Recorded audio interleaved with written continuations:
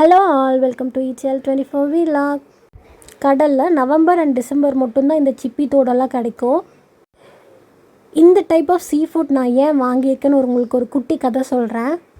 என்னோடய college friend, hostel roommate எல்லாமே ஒரு பொண்ணு இருந்தால். அந்த பொண்ணு நாகர்கோயில்.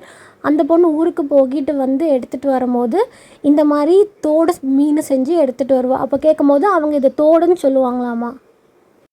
அவள் இந்த தோடு மீன் எடுத்துகிட்டு வரும்போது தான் இந்த மாதிரியெல்லாம் சீ ஃபுட் இருக்குது அப்படின்றது எனக்கு தெரிய வந்தது. அவங்க கோகோனட் ஆயிலில் செஞ்சு எடுத்துகிட்டு வருவாங்க. எனக்கு கோகோனட் ஆயிலில் செஞ்சாலும் அப்போ சாப்பிட்டா பிடிக்கவே பிடிக்காது. ஆனால் இவங்க கொண்டு வந்தது அவ்வளோ சூப்பராக இருந்தது. இது நவம்பர் டிசம்பரில் தான் கிடைக்கும். ஆனால் இது அவங்க எடுத்துகிட்டு வந்தபோது எனக்கு எந்த ஒரு அலர்ஜியும் ஆகலை. அது தேங்காய் எண்ணெயில் சமைச்ச மாதிரியே இல்லை, அவ்வளோ சூப்பராக இருந்தது. எனக்கு அப்போ சாப்பிட்டதுலேருந்து ரொம்பவே எனக்கு பிடிச்சி போச்சு. இது திருப்பி நம்ம எப்படா சாப்பிடுவோம். காலேஜ் முடித்ததுலேருந்து இதை நான் தேடாத இடமே இல்லை. இது மோஸ்ட்லி பார்த்திங்க அப்படின்னா கேரளா சைட், கன்னியாகுமரி, நாகர்கோயில் இந்த மாதிரி சைட் தான் இது கிடைச்சிருக்கு. இப்போ பார்த்திங்கன்னா நிறைய வியாபாரிங்க இன்ஸ்டாகிராமில் இந்த மாதிரி வெப்சைட் தொடங்குறது, இந்த மாதிரி சீ ஃபுட்டு, அதுக்கப்புறம் கருவாடு எக்ஸ்போர்ட் பண்ணுறது, டெலிவரி பண்ணுறது, இந்த மாதிரி நிறைய பண்ணிகிட்ருக்காங்க. அப்படி நான் ஒரு தேடிட்டு இருக்கும் போது என் கண்ணில் தென்பட்டது தான் இந்த ஃப்ரெஷ் கேட்ச்.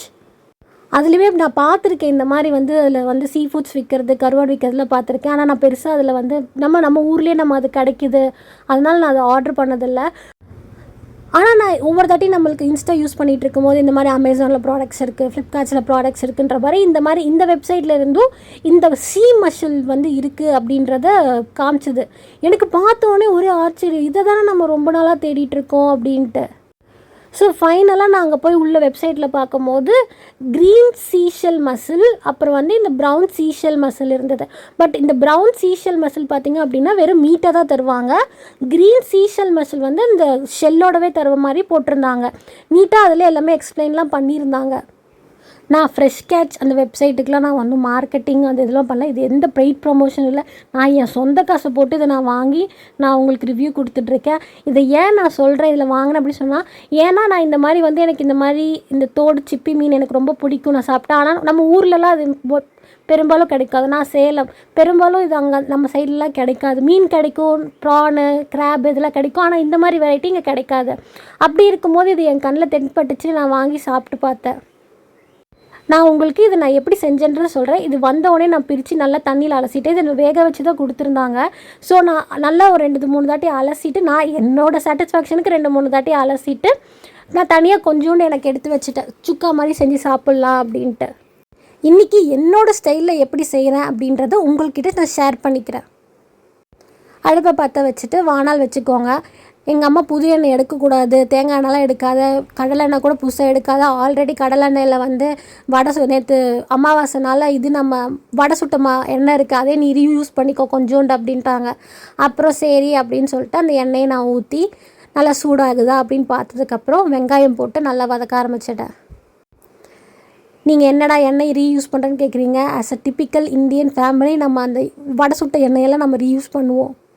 நீங்களும் உங்கள் வீட்டில் அப்படியா அப்படின்றத கமெண்ட்டில் சொல்லுங்கள். நீங்கள் நாகர்கோயில் சைட், கன்னியாகுமரி இந்த சைடில் இருந்து சிப்பி வாங்கி சாப்பிடுவீங்க, இந்த மாதிரி இன்னும் மலிவான விலையில் கிடைக்கும் அப்படின்னு உங்களுக்கு வேறு ஏதாச்சும் இந்த ஃப்ரெஷ் கேட்ச் தவிர்த்து உங்களுக்கு வேறு ஏதாச்சும் நம்மளுக்கு டெலிவரி பண்ணுற மாதிரி இருக்கீங்க மற்ற ஊருக்கு அப்படின்னா அதையும் நீங்கள் கமெண்ட் செக்ஷனில் சொல்லுங்கள். நான் இந்த சிப்பியை பார்த்திங்க அப்படின்னா 450 rupees + 50 rupees ஷிப்பிங் கொடுத்து வாங்கினேன் 500 grams.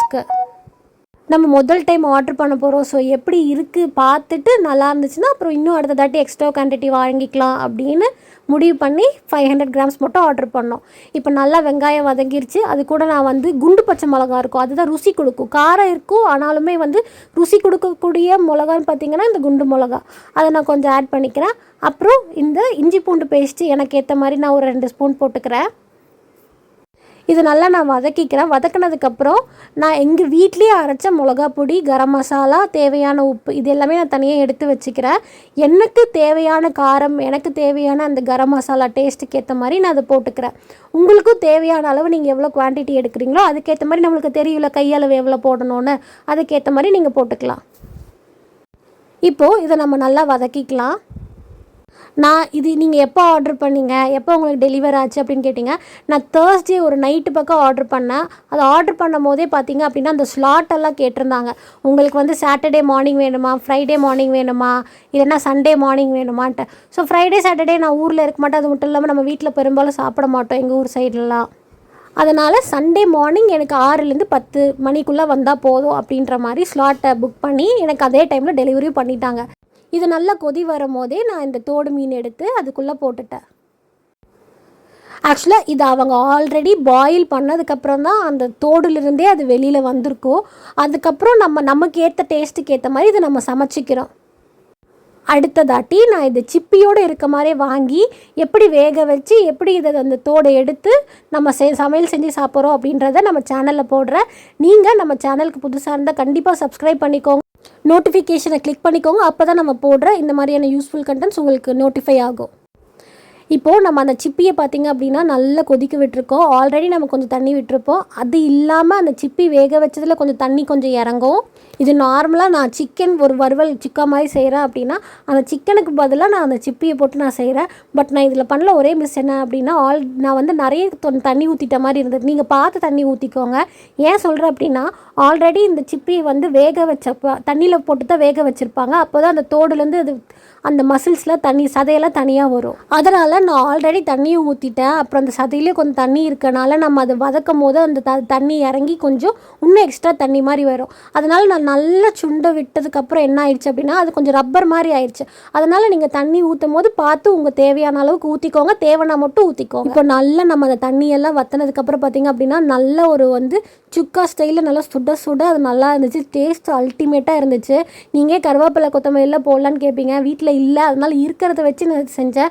நான் இப்போ எப்படி செஞ்சனோ அதே மாதிரி நீங்கள் செஞ்சு பார்க்கங்க, கண்டிப்பாக சூப்பராக இருக்கும். தண்ணி மட்டும் பார்த்து ஊற்றிக்கோங்க, இது எல்லாம் ரொம்ப ரப்பர் மாதிரி ஆயிடும்.